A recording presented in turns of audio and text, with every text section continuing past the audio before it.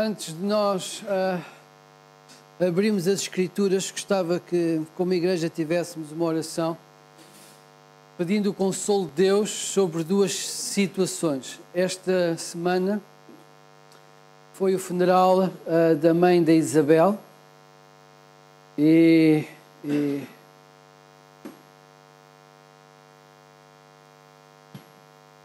quem perdeu uma mãe sabe o quanto dói, e nós vamos pedir ao Senhor que a fortaleça. Também foi o funeral do Tito Pascoal, jovem que tinha acabado de se formar, neto do pastor Mário Pascoal.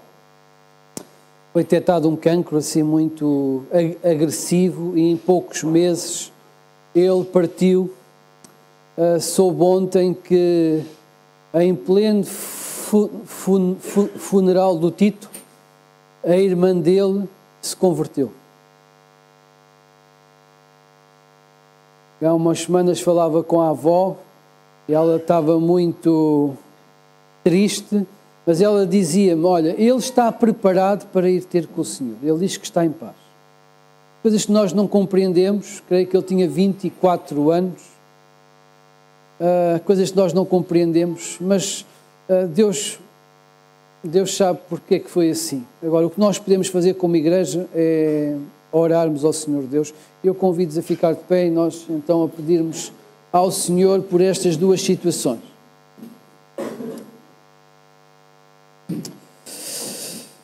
Senhor Deus, és Senhor de tudo o que existe, de todas as circunstâncias da nossa vida. Nem todas nós compreendemos, Senhor, mas Tu és soberano, Senhor, e continuas a ser Deus, continuas a ser bom, mesmo quando passamos por dificuldades. Quero-te pedir, Senhor, pela família do Tito Pascoal, Senhor. Ele sabemos que está contigo, mas a família está com uma grande dor, com um grande sofrimento, e nós te pedimos que os abençoes, que os fortaleças, Senhor. E o mesmo queremos pedir pela Isabel Santos, que Tu a animes, que Tu a fortaleças, Senhor, ajudes a passar por este momento de saudade, de luto, e que lhe dês a paz que Tu prometes e que excede todo o entendimento. Em Jesus nós oramos. Amém. Queridos irmãos, podem se sentar. Vamos abrir as Escrituras. 2 aos Coríntios, capítulo 5.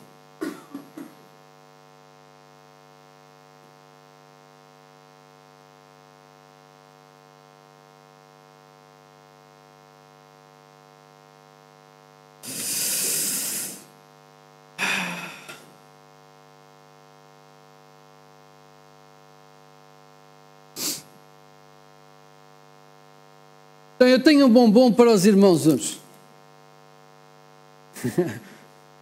Quem é que vai ganhar este bombom? É aquele que disser em alto e bom som o versículo que nós temos estado a ensinar durante este mês. Alguém se arrisca?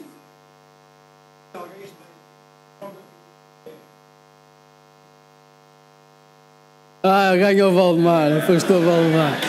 Pronto, passa aí.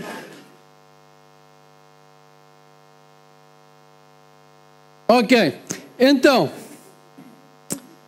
este versículo, nós hoje vamos ouvi-lo de uma outra forma. Ou seja, nós vamos vamos analisá-lo na versão português corrente, Bíblia para todos.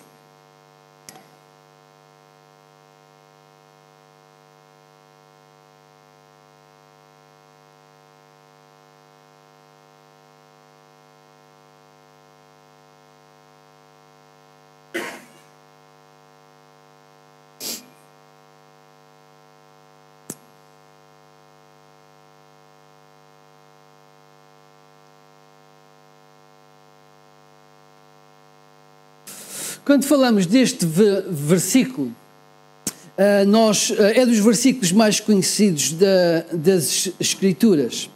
E nós com ele falamos sobre aquilo que se chama de regeneração, de passar da vida velha para a vida nova, o novo nascimento em Cristo. Então, quando falamos de novo nascimento, nós facilmente lembramos este versículo.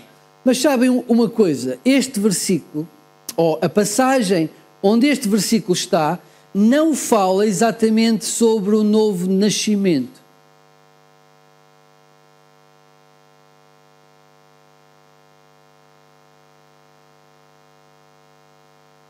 Esta passagem começa em 2 Coríntios 5, nós podemos ler a partir do versículo 11, nós vemos que Paulo não está a explicar quando um homem nasce de novo ou encontra Cristo e os seus olhos da fé se abrem e ele passa a ver com os olhos de Deus e passa a ser uma nova criatura. Paulo não está a falar sobre isso, se bem que isso faz parte da passagem. O que Paulo está a fazer é defender-se. Paulo está a defender-se de ataques que ele está a sofrer por parte de alguns irmãos judaizantes, se é que lhe podemos chamar irmãos, alguns falsos mestres, melhor dizendo, que tinham vindo de Jerusalém e que estavam a criar confusão em Corinto. E então, estes homens, falsos mestres, eles acusavam que Paulo pregava a mensagem errada. E Paulo tinha as motivações erradas para pregar. Eles diziam que um cristão não podia viver apenas pela graça de Deus. Era preciso que os cristãos que recebiam a graça de Deus continuassem a fazer as obras da lei. Por outras palavras, Jesus não era suficiente. Então, eles, como assim queriam, eles procuravam derrubar aquele que assim tinha ensinado a igreja, o apóstolo Paulo. Diziam que Paulo pregava um falso evangelho, que tinha razões ou motivações financeiras para plantar igrejas, para fazer o trabalho que fazia, que Paulo tinha interesses financeiros. Diziam que ele era louco, que ele era completamente louco, que era um judeu desviado, que tinha problemas em vários lugares, tinha sido expulso em inúmeras cidades. Então, diziam ainda que Paulo não tinha reconhecimento das autoridades judaicas em Jerusalém. E então, perante estas acusações todas, Paulo sente a necessidade de defender a sua autoridade, o seu apostolado. E ele vai então explicar quais são as motivações que ele tem para fazer o que ele faz, apresentar o Evangelho da graça por meio da fé. Então nós vamos ver duas motivações que Paulo fala, que Paulo conta aos coríntios que tem para desempenhar a obra de Cristo. E é nestas motivações, nestas duas motivações, que nós vamos compreender o que é um novo convertido, ou um novo nascimento, ou uma nova criatura. Hoje trouxe para os irmãos a versão português Bíblia para Todos, que é bem mais simples do que a tradicional. A tradicional tem algumas palavras complicadas e assim creio que vai ser mais perceptível. Por isso a passagem vai ser projetada. Então, Mas depois assente que dá-me jeito. Conscientes, portanto, do respeito que devemos ao Senhor, tentamos convencer outros. Deus sabe perfeitamente que somos sinceros e espero que a vossa opinião seja essa também. Não dizemos estas coisas para nos elogiarmos a nós próprios. O que queremos é dar-vos a oportunidade de se sentirem honrados connosco. Assim, terão uma resposta para dar àqueles que se sentem orgulhosos por motivos exteriores. Cá está os judaizantes. E não por aquilo que têm no coração.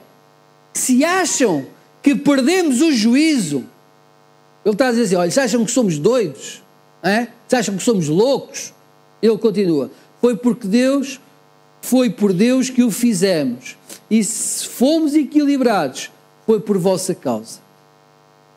Então, o versículo 11 diz assim, conscientes, portanto, do respeito. Na outra versão que os irmãos têm, dizem do temor, consciência do temor.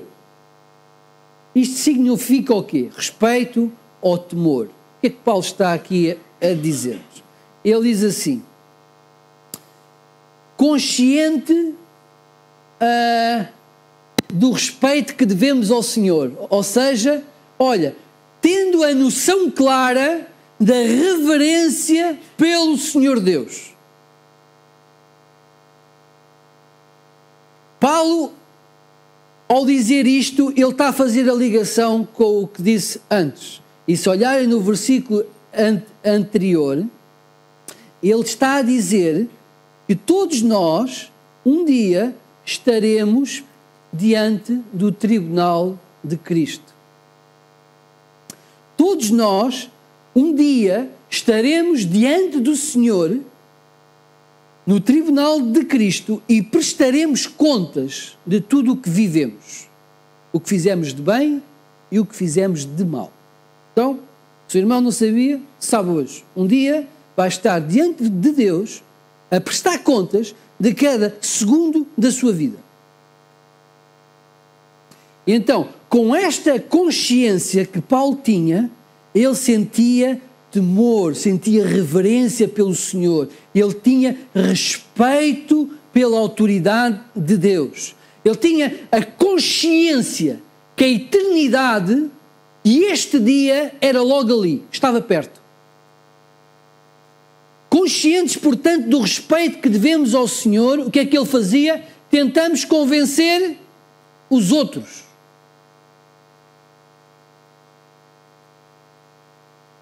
E ele diz, Deus sabe que somos sinceros e espero que a vossa opinião seja essa também. Então Paulo está a ser criticado, mas ele tem consciência que quando Deus olha para o coração dele, Deus vê integridade. Ele tem consciência.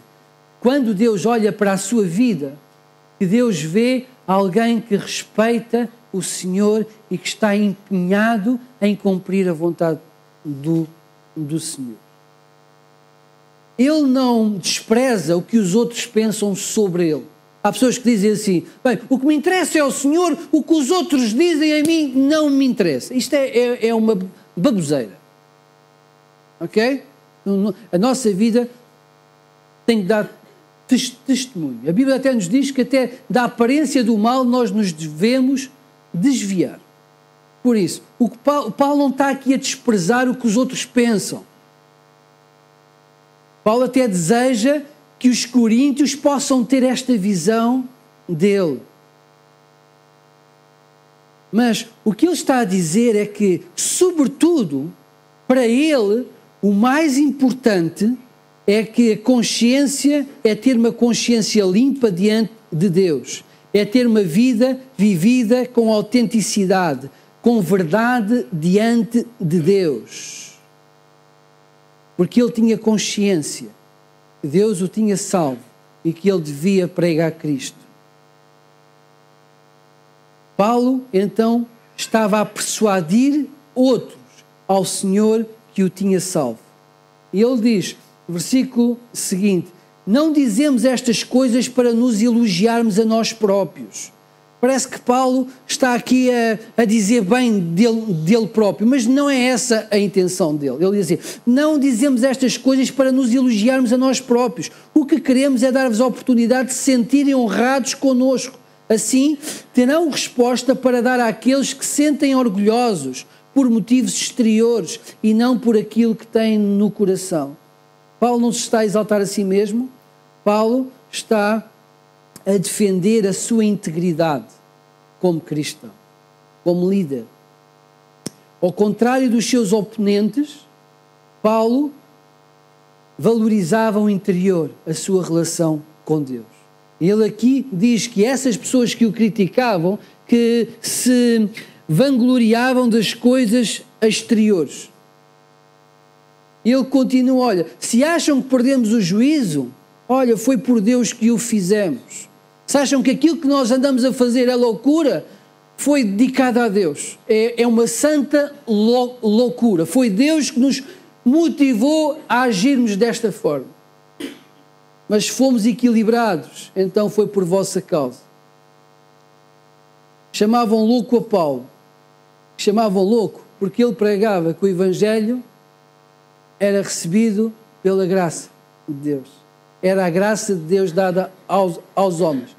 Os puritanos diziam alguma coisa tipo isto: que Deus não nos ama mais por aquilo que fazemos de bem e Deus não nos ama menos por aquilo que fazemos de mal. Significa que o amor de Deus é perfeito e é incondicional por nós. Deus ama-nos. Deus pode ficar mais contente ou mais satisfeito com a nossa vida, ou menos satisfeito. Agora, o amor que Deus tem para connosco é igual. É como o nosso filho. O nosso filho às vezes faz a asneirada e nós não vamos amá-lo menos pela asneirada que ele fez. O nosso amor é incondicional àquilo que os nossos filhos fazem. É esse o amor de Deus por nós. E o que Paulo pregava é que a salvação é pela graça, é favor, é dádiva, é dom. No Calvário, Deus ofereceu o seu Filho. Deus foi substituir-nos em Jesus. E ainda hoje, há pessoas que dizem: bem, isso é uma oferta demasiado grande para eu não ter que fazer nada. Eu tenho que fazer alguma coisa para merecer essa oferta do próprio Deus. Há pessoas que têm muitas dificuldades em compreender que foi uma oferta de Deus por nós. E que nós apenas temos que crer. Faz-me lembrar uma pessoa que eu conheço que não é crente. Quando nós oferecemos alguma coisa, pode ser uma coisa simples, ou uma boleia, ou seja, o que for. Aquela pessoa que é uma querida tem uma necessidade tremenda de fazer alguma coisa para recompensar o que foi feito. Então nós já sabemos, se fazemos alguma coisa de bem, poucos dias depois, ou seja no próprio dia, ela sente a necessidade de retribuir aquilo que foi dado. E há pessoas assim, há pessoas que não conseguem compreender que a salvação é de graça, é dom, é presente. Não conseguem compreender que o sacrifício de Jesus foi tão intenso que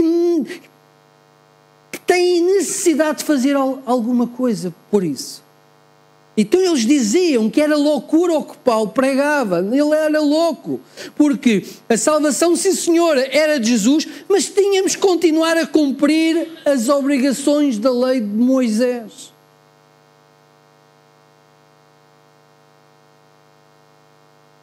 Então, nascer de novo, que está implícito nesta passagem da experiência de Paulo, é ter uma reverência tremenda pelo Senhor, ter respeito, ter temor perante o Senhor, é querer viver uma vida de autenticidade perante Deus, é não ter máscaras, é viver empenhado em fazer a vontade de Deus, é ter a vontade de Deus como a grande prioridade da nossa vida, é viver e muitas vezes ser considerado louco. Ainda hoje é assim. Quando nós dizemos que cremos em milagres, quando nós contamos alguns milagres que o Senhor fez e nós dizemos que cremos em milagres, as pessoas acham que somos loucos. Estarmos aqui ao domingo de manhã, quando podíamos estar a descansar, somos loucos. Darmos as nossas ofertas, somos loucos. Abdicar dos nossos fins de semana para servir ao Senhor, somos loucos. Muitas vezes os nossos colegas vão achar que somos loucos. Um jovem consagrar a sua virgindade para o casamento é loucura hoje. Então, muitas vezes, a fé pode-nos dar um rótulo de loucos. Mas quem nasceu de novo, ou seja, quem compreendeu Deus, quem viu Deus, quem sentiu Deus, tem a autoridade do Senhor como a prioridade na sua vida. Isto que Paulo está a dizer: olha, conhecendo o que eu conheço e tendo temor, minha vida é persuadir homens, é viver a fé. E a segunda motivação com que Paulo tinha no seu coração era o amor. O amor. Primeiro, o temor de Deus, ou o respeito por Deus, a reverência. A segunda motivação, o amor. Veja o versículo 14. O amor de Cristo absorve-nos. Alguns irmãos têm, constrange-nos completamente, pois sabemos que se Ele morreu por todos, então todos morreram. E Ele morreu por todos para os que vivem, já não vivam para si mesmos, mas para aquele que por eles morreu e ressuscitou. Assim, de agora em diante, já não queremos julgar ninguém por critérios humanos, ainda que noutro tempo tínhamos pensado dessa maneira sobre Cristo, agora já não o fazemos. E quando alguém está unido a Cristo, torna-se uma nova pessoa. As coisas antigas passaram, tudo é novo. A palavra aqui constrange, ou nesta versão, o amor de Deus absorve-nos. Sabem qual é a ideia? A ideia é de uma cidade que está sitiada, que está cercada por todos os lados e que não pode fazer absolutamente nada. É a ideia de um navio que apenas tem um pequeno canal por onde passar e que não há outra forma de se deslocar a não ser por aquele pequeno canal. A ideia é a de alguém que é apertado por todos os lados e condicionado a mexer-se numa só direção. O que Paulo está a dizer-nos é que o amor de Cristo não permite que eu viva de outro modo. O amor de Cristo não me dá outra possibilidade de viver. Conhecendo o amor de Cristo, eu só posso fazer o que faço, eu só posso ter a vida que tenho, eu só posso agir desta forma. Então, o amor de Deus, o amor de Cristo constrange-me ou absorve-me a tal ponto que eu estou centrado naquilo que posso fazer por causa deste amor. Imagina, irmãos, Paulo diz assim, o amor de Cristo leva-me a desempenhar o ministério da reconciliação, que era pregar as boas novas. Imaginem o seguinte: os irmãos tinham descoberto um medicamento ou um alimento, seja o que for, a cura do cancro, e visitavam o IPO e viam aquelas pessoas em sofrimento.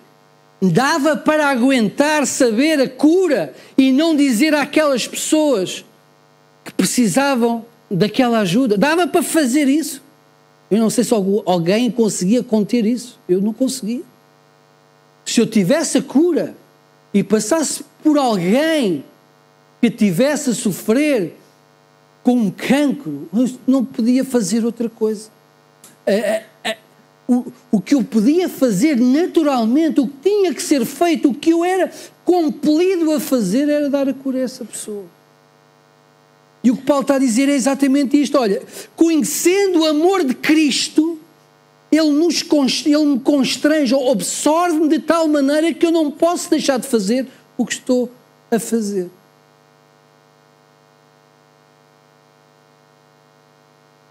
Lembram-se quem era Paulo? Paulo, antes de se converter, era chamado de Saulo. Saulo. A Bíblia diz que Saulo era um fanático, era um religioso fanático, que ele sentia ódio pelos cristãos. Ele era um fariseu, e Paulo tinha como motivação, como missão, acabar com a igreja. Saulo, porém, queria acabar com a igreja, entrava pelas casas, arrastava homens e mulheres e metia-os na cadeia.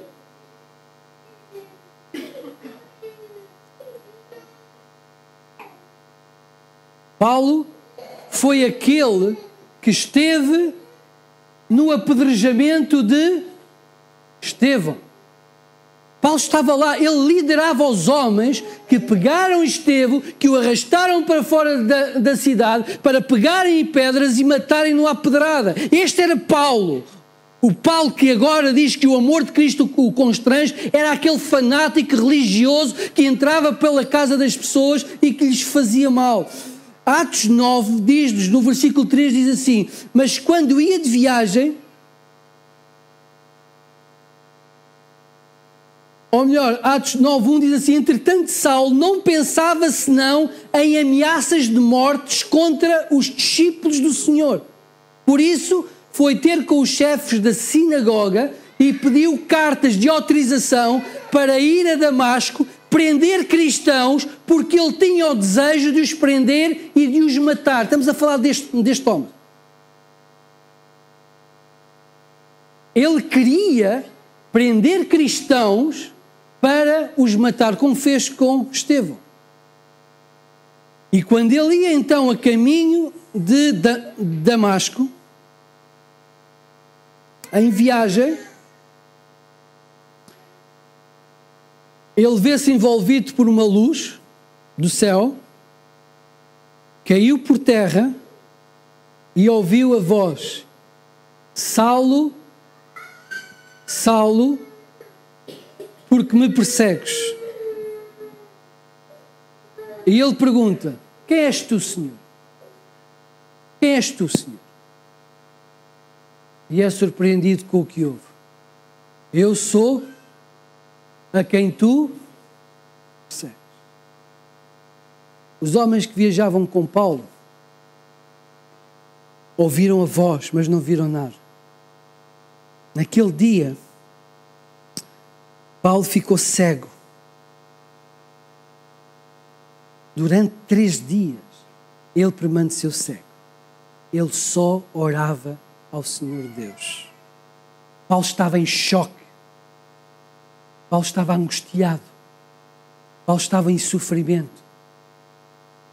E as injustiças que eu fiz, e aquilo que eu acreditava que não faz sentido, afinal este Cristo existe, este homem morreu, ressuscitou para nos dar a salvação, aquilo que os cristãos diziam é verdade. O que é que ele fez a Estevão? O que é que eu tenho feito? Eu estou a perseguir o Messias prometido a Israel. Durante 3 dias este homem não comeu, não bebeu, ele apenas orava ao Senhor Deus. E Deus diz a Ananias: olha, vai lá, impõe as mãos e falo ver. Ananias não queria muito, porque sabia a fama e sabia a razão que Paulo tinha em ir a Damasco, que era prender cristãos para os levar a Jerusalém e os matar. Mas Ananias obedeceu. E Paulo foi avisado que Ananias iria. E Ananias colocou-lhe as mãos e orou por Paulo, por Saulo. E Saulo passou a ver. Aqueles 3 dias, ele teve com os olhos fechados. Foram 3 dias. E ele viu mais do que em toda a sua vida. Ele viu a presença de Deus. com Ele. E quando ele compreendeu o que tinha feito, e quando compreendeu Cristo, eu creio que Paulo pensava que o justo era eu morrer naquela visão. Justo era o Senhor tirar-me a vida. Justo era eu morrer por ter morto ou por ter perseguido a igreja de Cristo. Mas o Senhor não o matou e lhe deu o ministério da pregação. O Senhor disse a Ananias: vai, porque escolhi este homem para ir falar de mim aos pagãos, a reis e ao povo de Israel. Então, de perseguidor blasfemo, Deus deu-lhe o privilégio de ser apóstolo. Deus revelou-se a ele em graça. Deus teve misericórdia pela vida dele. Então, era este amor que constrangia Paulo. Era este amor que o fazia olhar para a cruz e compreender que naquela cruz era ele que devia estar crucificado e não o Senhor Jesus.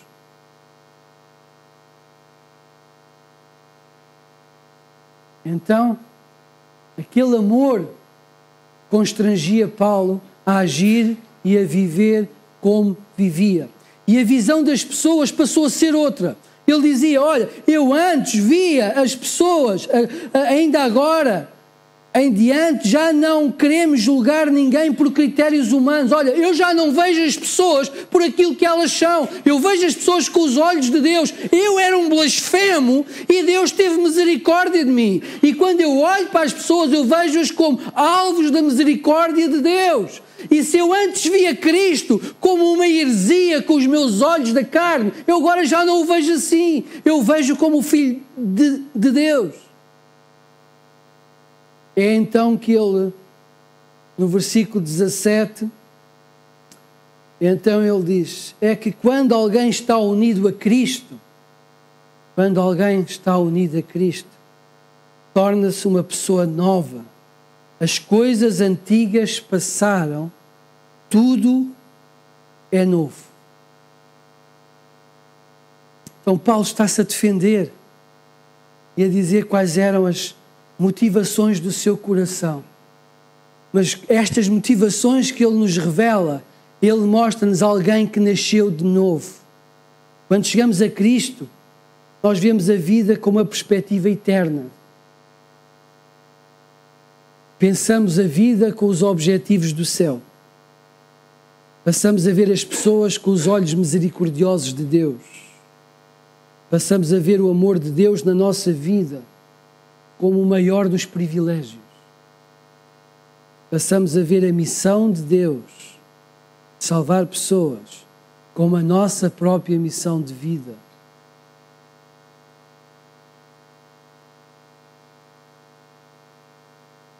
Quando nascemos de novo, toda a vida passa a ser centrada em Cristo, passa a ser pensada em Cristo. O que pensamos, o que fazemos, o que temos, o que sentimos, tudo o que somos, pensamos ou fazemos, tudo isso tem que ser pensado através do filtro de Cristo. O novo nascimento implica temor. E agora eu gostava de perguntar aos irmãos, porque eu já perguntei isto a mim. Na sua vida, há temor do Senhor? Por exemplo, quando erra, sente aquele desejo de arrependimento. Não estou a falar de remorso. Os remorsos, nós identificamos o mal e lamentamos o mal, mas não nos voltamos para Deus. Quando há arrependimento, nós choramos o nosso mal, o mal que fizemos, e lamentamos o ter feito. E chegamos com o nosso mal diante da presença de Deus e dizemos: Senhor, por favor, perdoa-nos isto. E ajuda-me a não cometer mais. Não é apenas lamentar e dizer: em nome de Jesus, perdoa-me, amém. Não é isto. Há temor na nossa vida. Há arrependimento quando erramos. Há respeito pela presença de Deus. Quando estamos no computador, quando estamos na televisão, quando estamos no emprego a falar com pessoas, fazemo-lo em temor ao Senhor.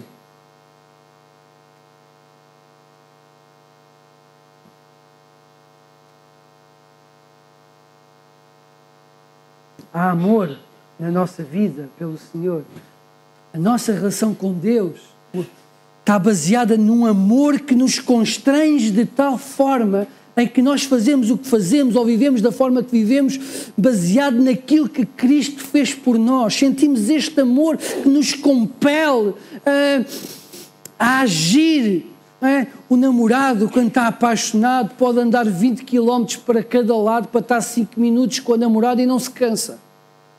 Sentimos nós amor pelo Senhor, ao ponto de servi-lo com a nossa dedicação, com um sentimento de privilégio, de bênção tão grande, que aquilo que fazemos é demasiado pequeno para aquilo que sentimos pelo nosso Deus.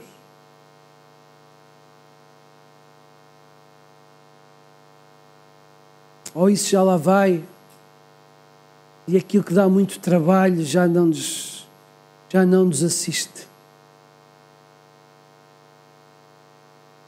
Paulo mostra-nos que é ter temor pelo Senhor, uma reverência tremenda e uma gratidão pelo seu grande amor. E estas são duas características essenciais para aquele que nasceu de novo, continuar a viver centrado em Cristo. Vamos curvar as nossas cabeças, vamos orar ao Senhor.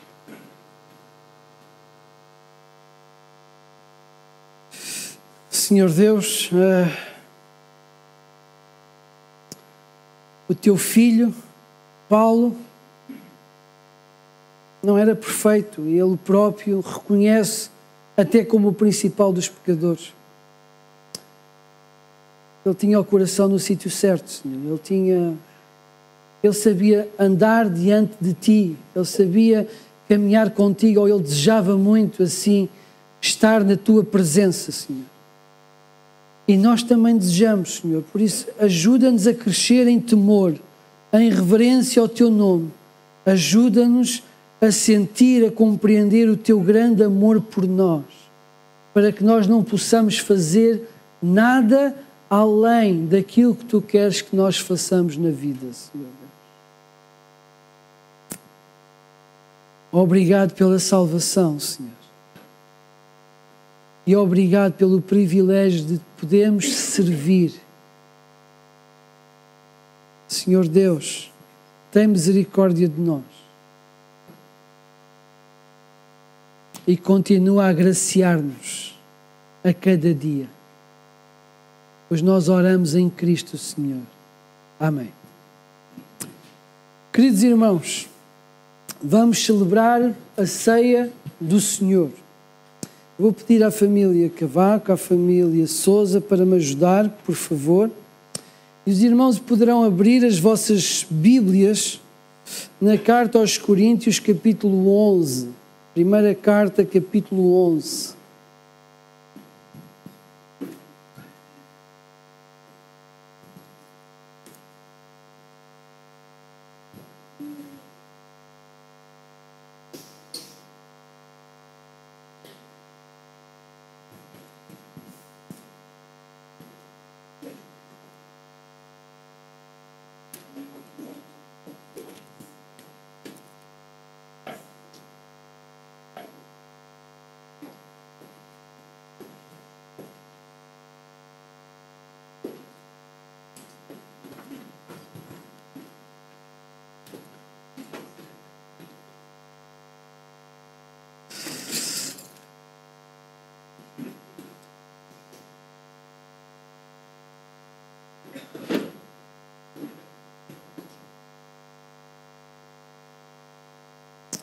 que eu recebi do Senhor o que também vos entreguei.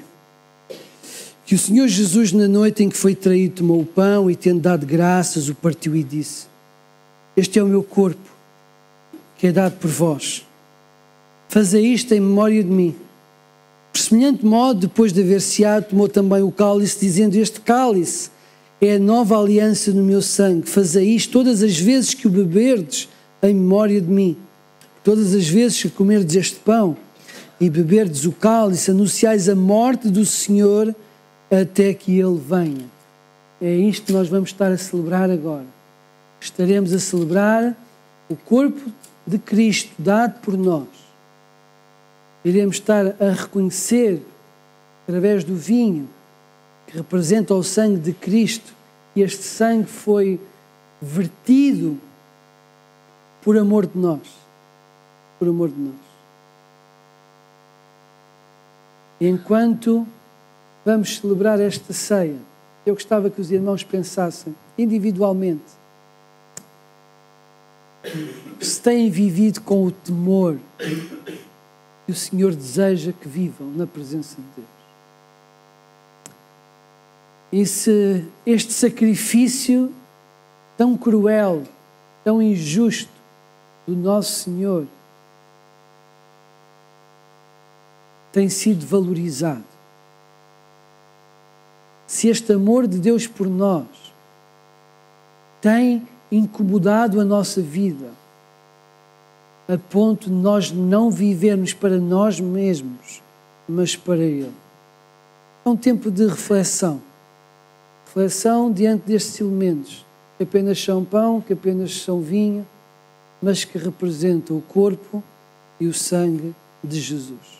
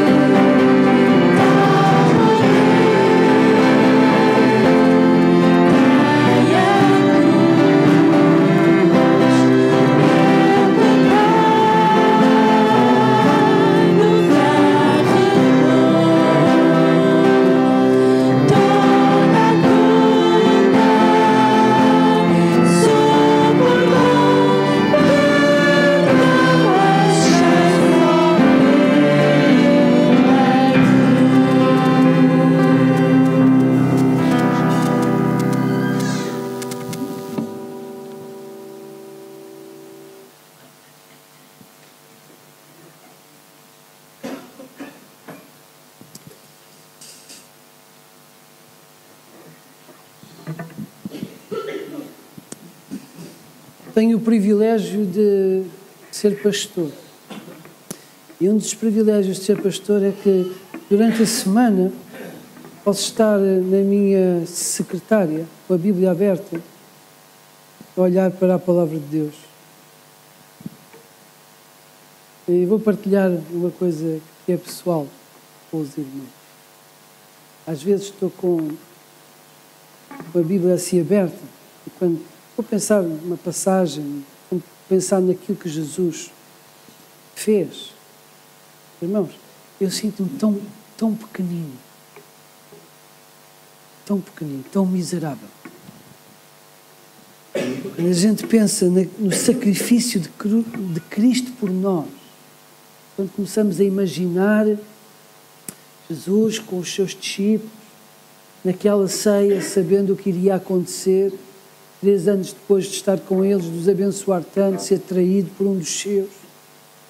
Quando começamos a imaginar aquela trajetória, aquele jardim do Getsemane, onde aquela pressão espiritual estava sobre ele, em que angustiado ele orava ao Senhor e pedia: passa de mim este cálice, não se faça conforme a minha vontade, mas a tua. Quando começamos a pensar na injustiça que Jesus estava ali a passar e que ele não merecia aquilo que fez e que o meu pecado estava sobre ele, e quando passamos mais à frente e vemos homens a cuspi-lo, a esbofeteá-lo, a gozar com ele, colocar-lhe coroa na cabeça, a bater-lhe com um caniço, a vesti-lo com um manto vermelho, quando vemos que é o próprio Deus, o Criador dos céus e da terra, ali diante dos homens, por amor dos homens, quando ele não precisava de fazer nada disso, e ele estava ali por amor de mim, e seguiu aquilo e foi humilhado diante de toda a gente e levado naquela haste, crucificado injustamente.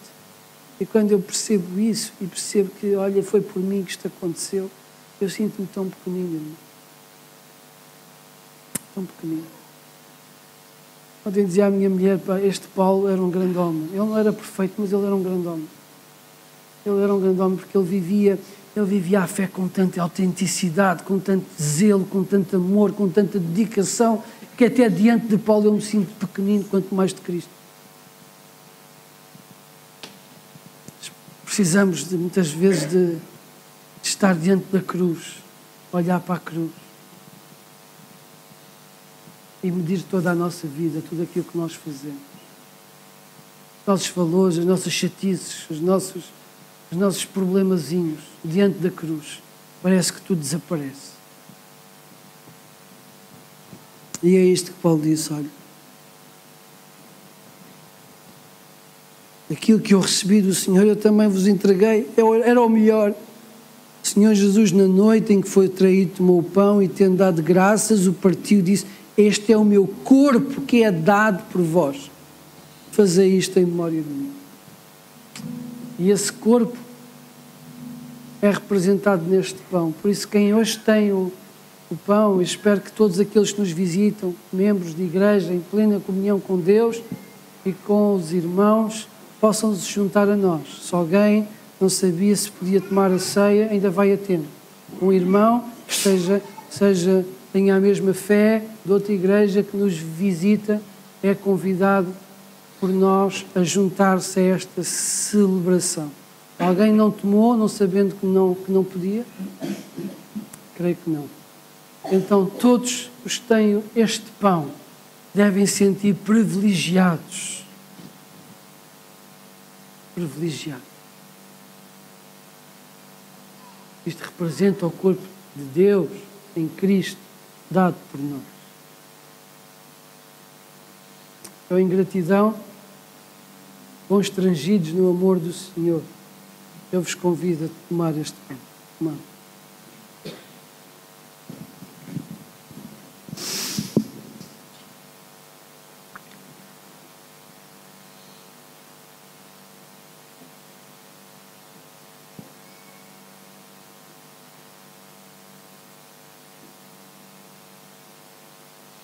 Não somos dignos, Senhor, de tomar este pão, mas Tu nos fizeste dignos no Teu Filho e nós estamos gratos. Não é por nós que o comemos, mas é porque Cristo nos deu esta possibilidade, Senhor. E nós, gratos na Tua presença, reconhecemos a Tua oferta por nós em Jesus. Obrigado. Em Jesus nós oramos agradecidos. Amém.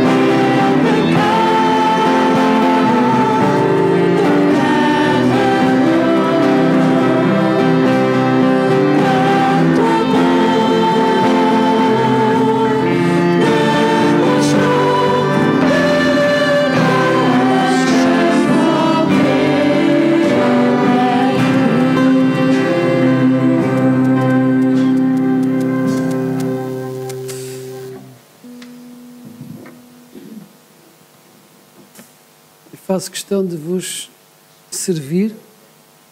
Vocês estão a embelezar muito o nosso culto para o Senhor Deus. E há uns tempos chegávamos sem ter uma orquestra. Cá estamos, né? Então, é um prazer servir os irmãos. Quem é que falta? Sandra.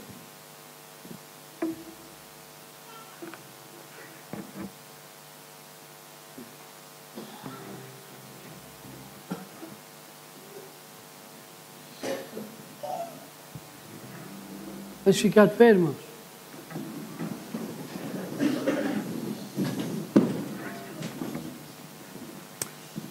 Relembrando então, de semelhante modo, depois de haver ceado, tomou o cálice, dizendo: esta é uma das grandes declarações da Bíblia.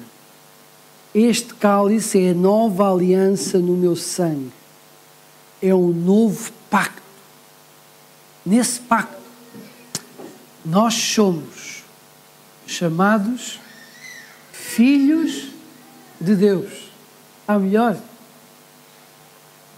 Graças a Deus. Jesus não merecia. Foi uma injustiça. Mas se não fosse assim, todos nós estávamos condenados. Ele deu a sua vida para que nós pudéssemos ter vida e vida eterna. Então, meus queridos,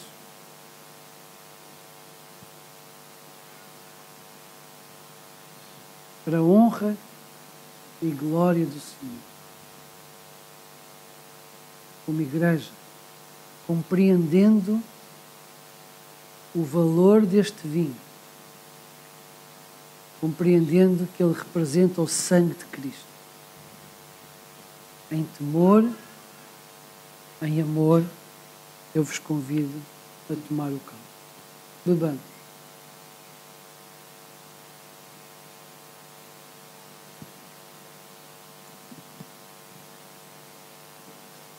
Muito obrigado, Senhor. Muito obrigado, Senhor. Graças. Graças te damos.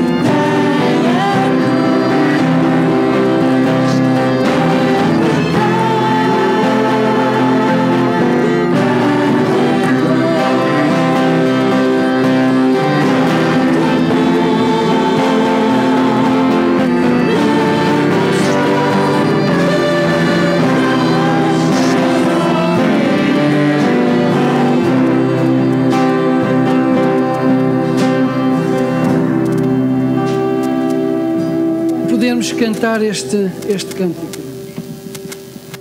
Vamos nos despedir em oração. Mas, continuando a passagem, Paulo vai dizer que Deus fez-nos embaixadores de Jesus, ministros da reconciliação.